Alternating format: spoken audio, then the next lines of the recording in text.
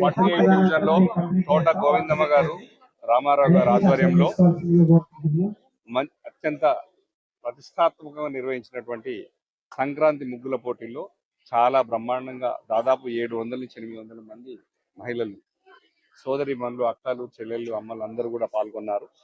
దాంట్లో దాదాపు 5గురికి prices special prices దాదాపు 10-12 మందికి, దాని తర్వాత పార్టిసిపేట్స్ అందరికి కూడా కన్సోలేషన్ బహుమతులు ఏర్పాటు చేసి ఆడపడుచుల మన్ననలు చూరగొన్నటువంటి మన తోట గోవిందమ్మ రామారావు అనే దంపతులకు సంక్రాంతి శుభాకాంక్షలు. ఇక్కడికి వచ్చినటువంటి సోదరి మనులందరికీ కూడా నూతన సంవత్సర శుభాకాంక్షలతో పాటు మకర సంక్రాంతి శుభాకాంక్షలు తెలియజేసుకుంటూ ఈ వార్డులో ప్రతి సంవత్సరం ఇలాంటి పోటీలే నిర్వర్తించుకుంటూ బ్రహ్మాండంగా ముందుకు తీసుకెళ్తుంటారు.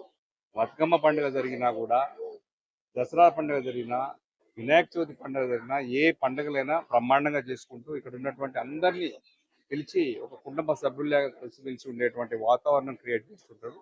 దాదాపుగా ప్రతి ప్రోగ్రాంకు నేను కూడా రావడం జరుగుతుంది.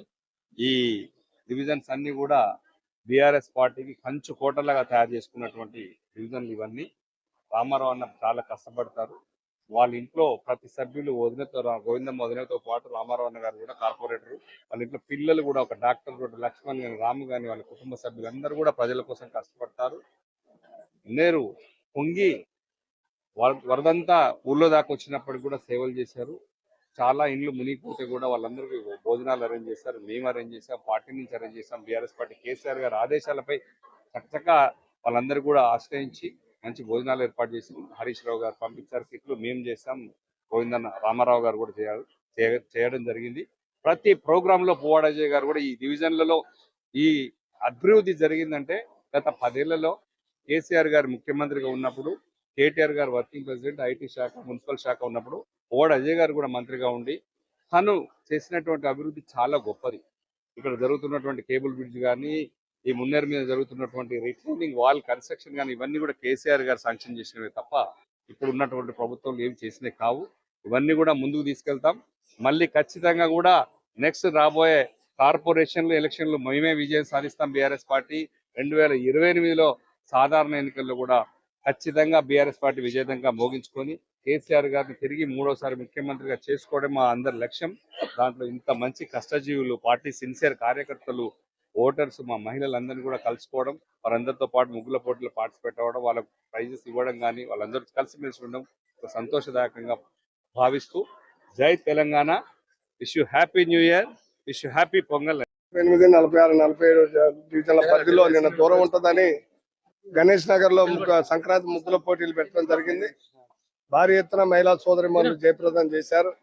ఈ రోజు శారదానగర్ ప్రాంతం రామాలయం సెంటర్ లో పెడితే సుమారు 700-800 మంది పైచిలకు ఈ కార్యక్రమంలో ఈ ప్రాంత ఆడబిడ్డలు పాల్గొని ఈ కార్యక్రమాన్ని విజయవంతం చేసి ఈ ప్రాంత ప్రజలంతా మా కుటుంబానికి ఎప్పుడు వెన్నంటి ఉండి ప్రతి కార్యక్రమం, అది బతుకమ్మ కానీ, ఇంకే పండుగ వచ్చినా, క్రిస్టియన్ పండుగ కానీ, రంజాన్ పండుగ కానీ, ముస్లిం సోదరులు ఎల్లవేళలు అన్ని పండుగలకు మా సహాయ సహకారాలు ఉంటున్నాయి. భవిష్యత్తులో కూడా ఈ ప్రాంత ప్రజలు ఏ కష్టం వచ్చినా మా కుటుంబం తరఫున మా పిల్లలు, మేము కార్పొరేటర్తో సహా అందరూ అండగా ఉంటామని ఈ సందర్భంగా తెలియజేస్తూ, ఇన్ని 100 మంది వచ్చి కార్యక్రమాన్ని జయప్రదం చేసినందుకు మా కుటుంబం తరఫున వాళ్ళకు ప్రత్యేక కృతజ్ఞతలు తెలియజేస్తాను. ముఖ్యంగా మేము ఏ చిన్న కార్యక్రమం పెట్టినా, పెద్దది పెట్టినా ఈ ప్రాంత యువత, ఈ ప్రాంత బీఆర్ఎస్ అభిమానులు, ముఖ్యంగా నాయకత్వం మా ఎన్నంటుండి కార్యక్రమాన్ని జయప్రదం చేసినందుకు వారికి కూడా ప్రత్యేక ధన్యవాదాలు తెలియజేస్తా ఉన్నాం. ముఖ్యంగా మీడియా మిత్రులందరికీ ఏ చిన్న కార్యక్రమం పెట్టినా మా కార్యక్రమాల్ని, మొన్న వరదలప్పుడు మేము చేసిన సహాయక చర్యలను అంతర ఖండాలు దాటే విధంగా మమ్మల్ని చూపెట్టినందుకు వారికి మా కుటుంబం తరఫున మీడియా మిత్రులకు కూడా ప్రత్యేక ధన్యవాదాలు, పండుగ శుభాకాంక్షలు తెలియజేస్తా ఉన్నాం.